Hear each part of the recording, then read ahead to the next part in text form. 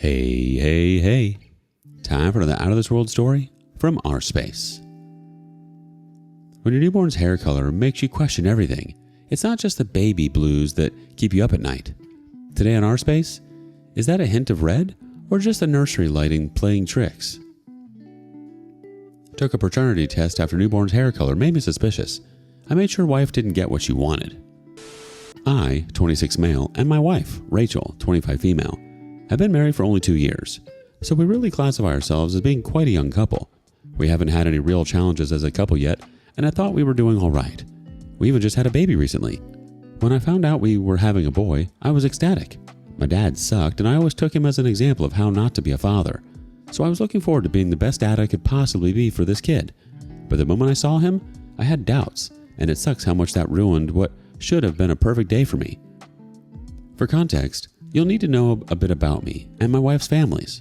I'm the palest ginger you've ever seen, with bright red hair. I mean, true ginger, like I burn on a cloudy day. My wife is blonde and blue-eyed, and our baby came out with black hair and brown eyes. As soon as I saw him, I felt doubt, but the happiness of the moment stomped those feelings down. But over the next few days, I realized I still had questions nagging at the back of my mind. My son didn't look like me at all. I know most newborns look like angry potatoes, but I could at least see some similarities to his mom. He had her dimples, and it looked like they had the same nose. I couldn't see even a minor resemblance to me, but what really got me was the hair. I'm no biologist, and I know that hair color genetics aren't straightforward, but I didn't see any way my son could have black hair. I even remember asking a doctor friend in case I was missing something. There are a few other redheads in my immediate family, but most of us have brown hair. The only black hair in my family comes from some in-laws and their children, and my wife's family is almost exclusively blonde and dirty blonde, while her dad has brown hair. I used to joke that they all looked like a Viking army. No matter how much research I did, I couldn't make sense of the fact that my son had black hair. Of course, I knew genetics can be weird, but there's a chance that some black-haired ancestors' genes had just decided to make an appearance now, but I wasn't going to count on that. So I took matters into my own hands and decided to take a paternity test. That felt like some kind of betrayal, but I didn't have a choice. The uncertainty was killing me, and it was starting to affect my wife too. She noticed that I wasn't happy, and sometimes I even seemed reluctant to carry or play with our son. I convinced myself that a paternity test was the best thing for all of us. If I was wrong, then my mind would be at ease, and everything could go back to normal. I'd just carry a bit of guilt with myself for a while, but as long as she didn't know, I'd get over it. And if I was right and my son wasn't really my son, well, I'd deal with that if it came to that. So I got a home paternity test. I had to go to a pharmacy myself to pick one up. I didn't want to order it online and run the risk of my wife finding it before me. The pharmacy tests are pretty cheap and nearly 100% accurate. They can be used in court, but that was getting ahead of myself. First, I needed to find out if the boy was actually mine. It was pretty easy to get some time alone with him to run the test. I just volunteered to watch him while Rachel took a nap. She was more than happy to agree to that. If you've ever taken care of a newborn, then you'll understand that I'm not exaggerating when I say that she fell asleep in less than 5 minutes. Once she was asleep, I got the test out and used the swabs to collect the DNA. I packaged everything up carefully and put the baby in a carrier. Then I dipped out to mail the package. I was worried that Rachel would wake up before I got home, and I was prepared to tell her that I'd gone for a walk, but she was still fast asleep. The wait for the results was agony. I tried hard not to let myself get attached to the baby.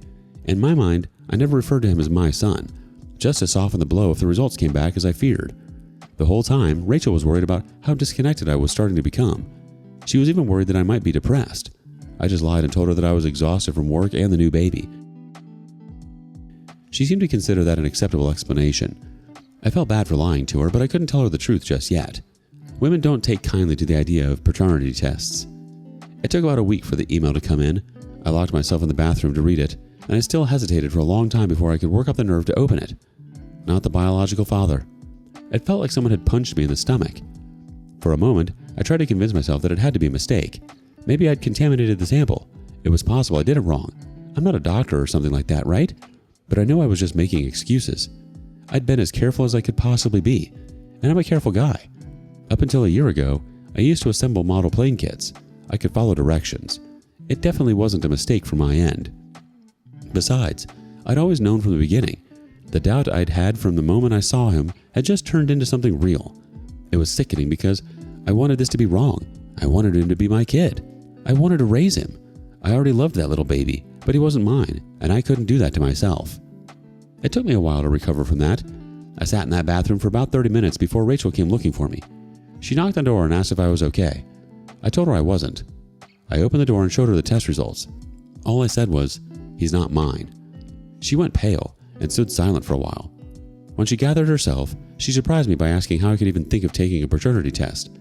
She started ranting about trust and everything she'd gone through in carrying the baby, but I snapped at her. I told her to shut up. She blinked at me like I slapped her. I'd never spoken to her like that, but I wasn't going to stand there and let her make me feel guilty for being lied to. I told her not to test my patience. I'd had my suspicions from the moment I saw him, and I decided to find out the truth. Her eyes watered like she was about to start crying. I thought she was going to admit the truth, but she just said, "There was probably a mistake." The way she said it, with her voice quivering and tears streaming down her face, almost made me believe her. I wanted to believe her, but I couldn't let myself be fooled. I told her to stop lying to me and just give me the truth for once. She was silent for a while, and then she walked into the living room and collapsed into a chair. She covered her face while she sobbed for a moment, and then said, "Don't hate me." I felt my heart sink. So it was true. Don't hate her? It was too late for that. All the happiness I had had after the birth was gone because of her. She sobbed for another minute before she continued. She claimed it was a one-time thing, a single mistake that never happened again.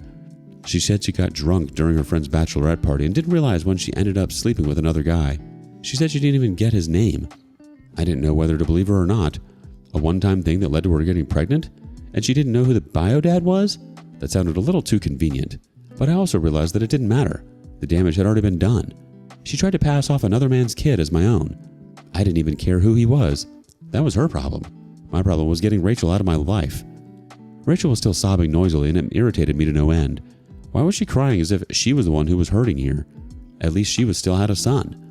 I felt like I'd lost a child I'd never even had. I loved him so much, and now I had to get used to the fact that I couldn't raise him. He wasn't my son. I wasn't going to spend my life taking care of someone else's child. I asked Rachel if she realized what she'd done to me. I told her she hadn't just cheated on me, she'd broken my heart. I asked her how she could do this to me. How could she knowingly pass off someone else's child as my own? She stopped sobbing long enough to give a coherent response. She said she regretted her mistake, and she was terrified when she found out she was pregnant. But she said she had been hopeful that he was mine because the timing was right for me to be the father. She claimed that she had cried and prayed every day that the child was mine. She kept rattling on about prayer, hopes, and dreams, and I stopped listening. What was the point? Nothing she said was going to change the reality. I just asked her if she had ever been planning to tell me. She hesitated for a moment and looked away from me. Of course she wasn't going to. If he had looked a bit like me, or if I had swallowed my suspicions, then I never would have found out. If I'd just been a little more trusting, then she would have gone on pretending. And I would keep living a lie. I would have raised that kid thinking he was mine, and she would have been right at my side, knowing the full truth that the boy was supposedly the son of some guy who she didn't even know. That was ridiculous. I told her I needed some space. I packed a bag and left the house within an hour. I told my brother everything that happened, and he let me crash at his place. I didn't just leave the house to be away from Rachel. As heartless as it sounds, I needed to be away from the baby too. Whenever I thought of how he would smile at me or fall asleep in my arms, I'd feel a pain in my chest. Despite my best efforts, I'd still bonded with him. It was only natural. Now I was going to lose him, and the pain was too much to bear, and it was all Rachel's fault. Over the next few days, I stayed with my brother. I avoided contact with Rachel despite the fact that she was calling me constantly. I didn't want to hear her voice. I didn't want to hear the baby's voice either. I needed to insulate myself from them to give myself the chance to heal from what she'd done. That was the only way I'd be able to move on and do what needs to be done next. It hasn't been easy. Being away from him hurts, though reminding myself that I'm not his father helps somewhat.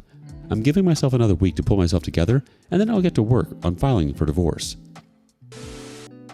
You wanted to be the best dad you could be, and instead you're stuck questioning everything about your family and your marriage. The way you handled the paternity test was probably the only way to get some peace of mind, even if it hurt like hell. Honestly, your wife's explanation sounded like damage control at best, and a whole lot of mess at worst. A one-time mistake that leads to a kid whose dad she can't even name? That's embarrassing. Update. It's been quite a while since my last update, and I thought it was important to let you guys know how everything is turning out. There was a lot of interest in my original post. The first thing to point out is that it didn't really get easier. Somebody suggested that I should stop thinking of him as my baby and start thinking of him as her baby. That was very hard at first, but I have to admit that it helped in the long run. It made it possible to think more objectively about the situation. Rachel wasn't ready to make things easy for me, though. She kept trying to get in touch with me through phone calls and text messages. Her texts were desperate. She was pleading with me to come back home and help her raise her baby. She said she didn't care what DNA said. To her, I was the father. I was the man who had cared for him and nurtured him. I was the one who picked out his name. That made me the father, no matter what science said. That got on my nerves. She was really trying to lecture me about responsibility after knowingly committing paternity fraud. I saw her act for what it was. She didn't just want to end up a single mom. She really had no idea who the father was. Or maybe he was some bum who wouldn't be able to help in any meaningful way. Either way, she was flat out of luck because I wasn't going to play substitute dad. I filed for divorce 2 weeks after I moved out. I would have done it sooner, but I was so distraught by what she'd done that I needed to give myself some time to calm down and think straight. In the meantime, I had a lawyer ready to help me with the whole process. One of my main concerns was child support. I know child support laws can be downright ridiculous, and I was worried that she would try to put me on the hook for a kid that wasn't mine. He told me it was certainly possible, but only if I'd been legally acting as the child's father. I had but one thing I hadn't done was sign the birth certificate. When I first started having doubts about whether the child was mine, I decided not to sign the birth certificate right away. I made excuses and never got around to it. And eventually, Rachel had stopped asking me about it. So I wasn't the child's father legally and biologically, but my lawyer assured me I wasn't completely in the clear. He reminded me that it was ultimately up to the court, and he'd do his best to make sure they came to a sensible decision. Rachel moved on from texting and calling and started showing up in person. She figured out that I was staying with my brother, and she showed up at his door on multiple occasions. We never let her in. We didn't even talk to her. She would always leave eventually, but the last time she sat on the porch for 3 hours, with the baby in her arms. Maybe she wanted to win me over by showing me my son. She only left when my brother called the cops to remove her. She didn't show up at the house again after that. When the divorce proceedings started, she said she wanted mediation. She believed we could work through things amicably and choose what was best for the baby. I reminded her that the baby wasn't mine. She wanted child support, and I would rather piss on an electric fence than pay her any child support. So mediation was off the table. That didn't stop her from trying to get child support, but by then, we had a court-ordered paternity test. The results were the same as before, which surprisingly hurt all over again. But with a negative paternity test and no birth certificate, I had no obligation to her baby. The rest of the divorce went by quick.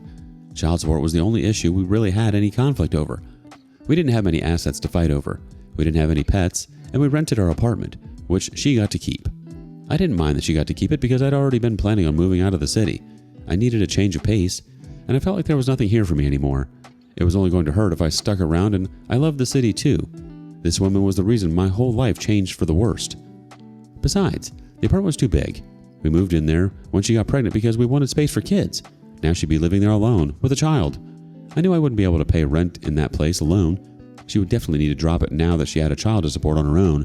And maybe she'd finally track down the father of her baby and figure out a plan for funding. I was glad that I won the child support battle, but there was the issue of alimony as well. Just like child support, I fought tooth and nail not to pay her a dime. The idea of sending this woman money after what she'd done to me made me furious. Unfortunately, the judge decided that I would have to pay spousal support until she went back to work. But the silver lining was the amount. I'm pretty sure it was the paternity test that made the judge award her such a pathetic amount of alimony. I almost burst out laughing as soon as I heard how much I had to pay. The real show was Rachel's face, though. She looked miserable. Nothing was turning out the way she wanted it to, and I loved it. The whole situation was horrible, but she was the one who had sunk us all into it. It was nice to see her upset for a change. Rachel was sour about the child support, though. It turned out she'd be telling anyone who cared to listen that I'd abandoned her and the baby. I found out when I got a very angry call from her mother. She asked me what kind of man I was, abandoning a mom and her newborn. So I didn't cover for Rachel. I told her mom the truth. Her grandson wasn't my son. He had another dad, and she had no idea who he was because that was the kind of promiscuous life that her daughter was living. Rachel's mom was horrified to hear that. It was more than I needed to say, but it drove the point home. She ended the call immediately, and I could bet that she was going to give Rachel an earful. I don't keep in touch with her anymore, but my brother keeps me updated. He said she's struggling to adapt to being a single mother. She's always reaching out to friends, either for money or to see if they could help her babysit. She wasn't adjusting well to her new reality. I try not to think about her baby. There was still some nights when I would lie awake and think of how things could have turned out if Rachel hadn't made her mistake and doomed the three of us. But most nights, I sleep pretty well, knowing that I dodged a massive bullet. I had a hunch, acted on it, and took control of my life before I ended up trapped raising someone else's child. And now Rachel is a single mother who is about to see just how tough life can be when you take a good thing for granted. Rachel sounds like she made things really hard, but you set solid boundaries and didn't let her drag you back in, which is huge. It's wild how she tried everything, from texting to showing up at your brother's place. The legal stuff sounds like a headache, but good on you for having a lawyer and making sure you weren't stuck paying for a kid that's not yours. That small alimony payment sounds like a bit of a win too, all things considered. What would you have done? Let us know in the comments below. And thank you for joining us today on rSpace. Be sure to like and subscribe and hit that notification bell so you don't miss out on our next video. See you next time.